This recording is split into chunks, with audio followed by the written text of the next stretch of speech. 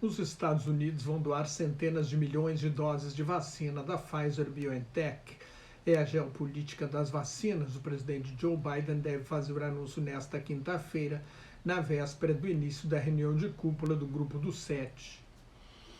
Os Estados Unidos vão comprar 500 milhões de doses de vacinas contra o coronavírus de 2019 para distribuir a 100 países de baixa renda nos próximos 2 anos. É a concorrência com a diplomacia das vacinas da China, da Rússia e da Índia. Biden faz sua primeira viagem internacional como presidente dos Estados Unidos, tentando reatar a aliança com a Europa e o Japão, aliança desprezada pelo nacionalismo isolacionista de Donald Trump. O objetivo é fazer frente à Rússia e à China, que identifica como grandes potências rivais dos Estados Unidos. Sai a política de Trump de os Estados Unidos primeiro, a ideia é resgatar o multilateralismo sob a liderança americana. O G7 formado por grandes potências industriais democráticas, Estados Unidos, Japão, Alemanha, Reino Unido, França, Itália e Canadá. Quando foi criado nos anos 70, eram as maiores economias do mundo e tentavam preservar o equilíbrio macroeconômico global. Hoje a China é a maior potência industrial e a segunda maior economia do mundo, como não é democrática, está fora. A Coreia do Sul e a Índia são a quinta e a sexta maiores potências industriais e Taiwan, o México e a Espanha têm produção industrial maior do que o Canadá. Na grande recessão de 2008 e 2009, a reação internacional foi coordenada pelo Grupo dos 20, que reúne os 19 países mais ricos do mundo, e a União Europeia. Nesta reunião de cúpula participam como convidadas a Índia, a Coreia do Sul, a Austrália e a África do Sul, o que abre a possibilidade de ampliar este clube de democracias com grandes economias. O Brasil, por enquanto, está fora. No momento, os países ricos do G7 estão sob pressão para financiar a vacinação contra a Covid-19 em escala global. Pelos cálculos da Organização Mundial da Saúde, faltam 66 bilhões de dólares, cerca de 330 bilhões de reais nesta conta. A maior parte deste dinheiro deve vir destes países que ainda não controlaram a pandemia nos seus próprios territórios. O Reino Unido já aplicou uma quantidade de doses igual ao tamanho de sua população, mas enfrenta um aumento do contágio com a variante Delta, a variante indiana. Já registra mais casos novos do que a França. Nos Estados Unidos, o Dr. Anthony Fauci, principal infectologista do país, pediu para acelerar a vacinação antes que a variante indiana, a variante Delta, se torne dominante também nos Estados Unidos. No Reino Unido, a variante Delta responde por 75% dos casos. Nos Estados Unidos, por enquanto, por apenas 6%, mas com exceção do Japão, que só vacinou 9% da população, os países do G7 aplicaram 76 doses de vacina para cada 100 habitantes.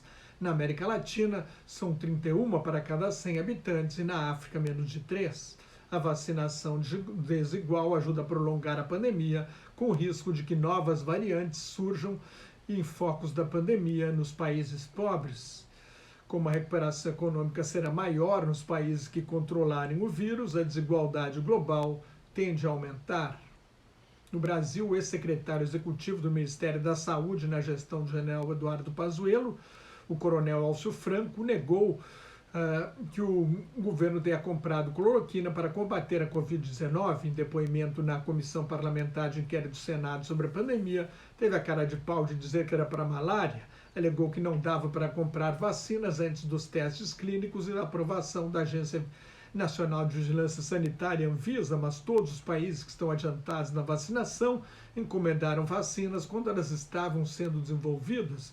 Os Estados Unidos investiram 10 bilhões de dólares, mais de 50 milhões de reais em vacinas. O ex-secretário negou que houvesse um gabinete paralelo de combate à pandemia e que o governo tem adotado uma estratégia de deixar o vírus circular para chegar à imunidade de rebanho, quando a maioria da população desenvolve anticorpos por contato direto com o vírus. A CPI convidou o deputado Osmar Terra, notório defensor da imunidade de rebanho, e recebeu documentos do Itamaraty revelando que o presidente da companhia chinesa Sinovac, fabricante da vacina Coronavac, Wei Dongyan, pediu à diplomacia brasileira, numa reunião em Beijing em 19 de maio, o fim dos ataques do governo Jair Bolsonaro à China, ao destacar a importância do apoio político para facilitar a exportação de vacinas e de insumos para fabricar vacinas.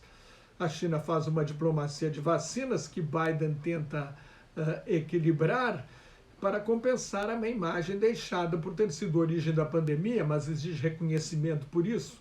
Bolsonaro voltou a especular sobre a origem do vírus, a tese de que possa ter escapado de um laboratório chinês. Ganhou força nas últimas semanas, mas não teria sido um vírus fabricado para uma guerra biológica, como sugeriu Jair Bolsonaro. A empresa de biotecnologia alemã BioNTech, que desenvolveu a vacina com o laboratório americano Pfizer, vai instalar fábricas na África para produzir vacinas de RNA mensageiro e atacar outras doenças. A Polícia Internacional Interpol fechou mais de 100 mil farmácias virtuais falsas durante a pandemia. Depois do cartão de crédito Mastercard, a cervejaria Ambev, para o fabricante da Brahma, da Antártica e da Argentina Quilmes, retiraram patrocínio à Copa América, que começa no próximo domingo, com Brasil e Venezuela em Brasília. E aí o fantasma da inflação volta a assustar.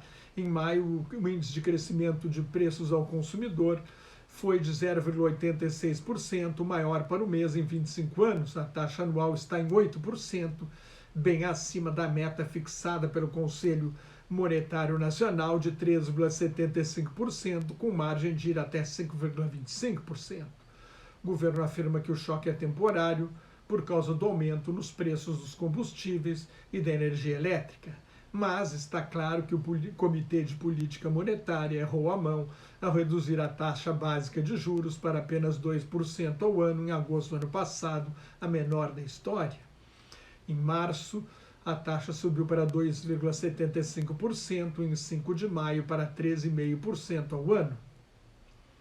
Se você gostou, assine meu canal no YouTube, mais notas e comentários sobre política internacional no meu blog Globalização em Crise, onde estão os últimos números da pandemia, no meu Twitter e no Facebook, onde colaboro com o grupo Quarentena News. Cuide-se, fique em casa se não tiver nada muito importante a fazer na rua, use máscara e mantenha a distância de pelo menos 2 metros, se possível, de outras pessoas. Quando estiver na rua, higienize sempre as mãos e muito obrigado pela sua atenção.